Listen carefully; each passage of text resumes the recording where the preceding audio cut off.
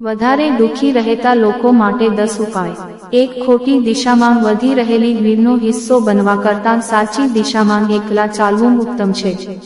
2 એવા સુખનો ત્યાગ કરી દેજો કે જે બીજાઓ માટે દુઃખનું કારણ બનતું હોય। 3 એક વાત યાદ રાખજો, ઘમંડમાં માણસ બધું જ ખોઈ બેસે છે।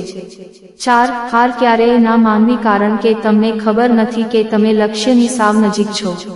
5 અમુક વસ્તુ રોવાથી નથી મળતી, પરંતુ ધીરજ રાખવાથી મળે છે।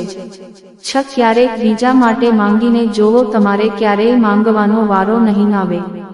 7 આજે તમે જે દુઃખ સહન કરો છો તે કાલે તમારી તાકાત બનશે। 8 એક ભૂલ તમારો અનુભવ વધારે છે, જ્યારે એક અનુભવ તમારી ભૂલો ઓછી કરે છે। 9 સમય કહે છે કે ધીરજ રાખો, પણ એ પોતે કેટલો ઉતાવળિયો હોય છે છતાં ચાલ્યા જ કરે છે। 10 હાલ વરસાદ અને વિચાર જો સમયસર આવે તો જ ઉપયોગી